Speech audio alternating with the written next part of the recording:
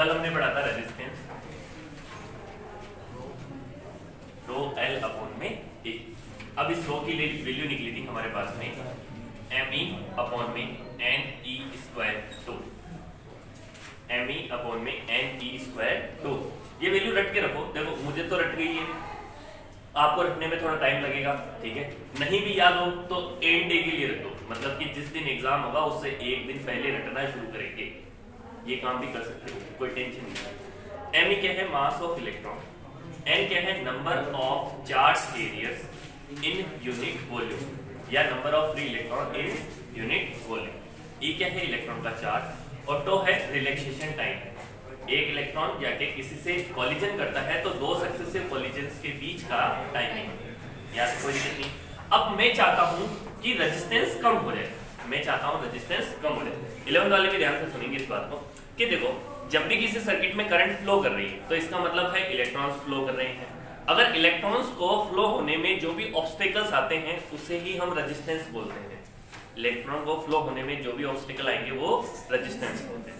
अब मान लो कि आप सब वो इलेक्ट्रॉन, ठीक है, जब आप घर से निकलते हो तो आपने ब्रेकफास्ट करके निकले, ठीक है। अब ब्रेकफास्ट करके निकले मतलब आपके पास एनर्जी है। इसका मतलब आप कहां से निकल रहे हो? अभी बैटरी से निकल रहे हो। कहां से निकल रहे हो? बैटरी से। तो बैटरी से इलेक्ट्रॉन निकलते हैं, वैसे ही घर से आप निकल रहे हो, आपका नाम है इलेक्ट्रॉन। और आप बैटरी से क्या लेके निकलते हो? आप घर से क्या लेके निकल रहे हो? एनर्जी, ठीक है। अब हाँ क्या निकल गया?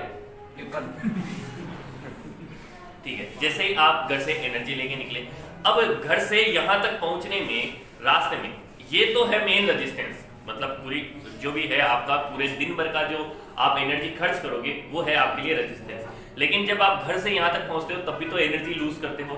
तो ये समझ लो ये है एक सड़क जिसको हम बोलेंगे सर्किट के अंदर वायर, ठीक है। अब जैसे ये हो गया बैटरी जो आपका हो गया फोन, ठीक है। यहां से आप चार्ज कैरियर निकल रहे हो, ठीक है ना। वैसे इलेक्ट्रॉन इधर से इधर आ रहे हैं, मैं चार्ज कैरियर के लिए पॉजिटिव ले लेता हूं, ये निकल के यहां आएगा। अब इस पूरे रास्ते के अंदर ये तो है स्कूल, ठीक है ना, और ये है पार्क, ठीक। अब यहां से आप घर से निकले, क्या लेके निकलते हो? एनर्जी। तो इलेक्ट्रिसिटी के अंदर एनर्जी को क्या बोलेंगे? वोल्टेज। ये लेके निकले और यहां पहुंचे। अब मान लो कि ये जो रास्ता है, ये रास्ता है, इसमें भी ऑब्स्टेकल्स आते हैं आपके पास में। ऑब्स्टेकल कैसे? जैसे मान लो रास्ते में खड्डे हैं, ठीक है, खड्डे हैं तो आपको एनर्जी ज्यादा लगेगी पार करने में।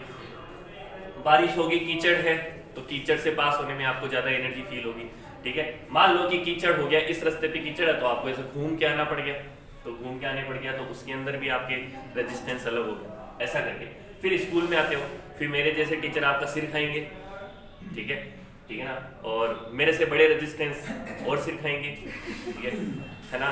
केमिस्ट्री वाले आएंगे, बायो वाले आएंगे, मैथ वाले आएंगे, वो भी सिर खाएंगे। तो आपके लिए क्या हो रहा है? ये स्कूल के अंदर रेजिस्टेंस फील हो रहा है, आपकी एनर्जी लूज हो रही है, आपकी एनर्जी लूज हो रही है। अब कल को किसी टीचर के मन में आ गया आपको मुर्गा बना दिया तो और ज्यादा एनर्जी लूज हो जाएगी, ठीक है। तो यहाँ पे एनर्जी लूज करके फिर आप वापस जब एनर्जी पूरी लूज कर देते हो वापस कहाँ चले जाते हो? घर में। क्या लेने चले जाते हो? वापस एनर्जी। फिर अगले दिन वापस वैसे निकलते हो। ये काम आपका सर्किट में हो रहा है, ठीक है। अब मान लो कि ये एनर्जी यहाँ पे लूज होनी है, ये एनर्जी यहाँ पे लूज होनी है। ये जितनी ज्यादा लूज करवाएगा उतना ज्यादा यहाँ पे क्या हो गया? रेजिस्टेंस, ठीक है, नाम से रेजिस्टेंस। रेजिस्टेंस मतलब रजिस्ट करना। तो यहाँ पे जितने ज्यादा रेजिस्टेंस की वैल्यू होगी उतनी ज्यादा ये लूज करवाएगा। अब मान लो कि यहाँ रेजिस्टेंस की वैल्यू हो जाए हाई, रेजिस्टेंस की वैल्यू हो जाए हाई, तो क्या होगा? आपकी स्पीड स्लो हो जाएगी। मतलब अगर ना टीचर है ना स्कूल में आपका सर ज्यादा खाए तो आपका मन क्या करेगा? यार धीरे धीरे चलो, धीरे धीरे चलो, ठीक है ना, लेट पहुंचेंगे, प्रेयर निकल जाएगी, ठीक है। फिर पहुंचेंगे तो अपना थोड़ा सा काम सही रहेगा, ठीक है। आप तो एनर्जी लिमिटेड लेके आए हो, आप तो मतलब 2 रोटी खा के 2 रोटी वाली एनर्जी लेके आए हो। आप ये सोचते हो कि यार 2 रोटी की एनर्जी है ना, 1 रोटी की एनर्जी तो इस प्रेयर में ही निकाल लेते हैं हमारी बाकी की एनर्जी बचती नहीं है, यही दिमाग खराब हो जाता है प्रेयर होती है। तो ऐसे वाले काम के लिए, ऐसे वाले काम करने के लिए आप क्या करते हो? धीरे चलना शुरू होते हो। आप क्या करते हो? धीरे चलो। अब ये जो चलने की स्पीड है ना, ये है करंट, ये चलने की स्पीड है, ठीक है। V is equal to I R, एक ओम्स लॉ है अपने पास में, V is equal to I R. V है energy, I current, R resistance. तो I की वैल्यू क्या हुई, V अपॉन R। I की वैल्यू क्या हुई, V अपॉन R। अगर रेजिस्टेंस बढ़ जाता है, जैसे स्कूल के अंदर एक नहीं 3 बार प्रेयर कराऊंगा, हर क्लास के पहले प्रेयर कराऊंगा, तो रेजिस्टेंस बढ़ गया, रेजिस्टेंस बढ़ गया तो आपकी स्पीड स्लो हो गई, करंट की स्पीड स्लो हो गई, क्योंकि एनर्जी तो फिक्स लेके आए थे। अब अगर आपको ये रेजिस्टेंस बढ़ा दिया जाए और आपको स्पीड भी सेम ही रखनी है, तो आपको वोल्टेज भी क्या करना पड़ेगा, ज्यादा लाना पड़ेगा, मतलब आपको ज्यादा एनर्जी लेके निकलना पड़ेगा।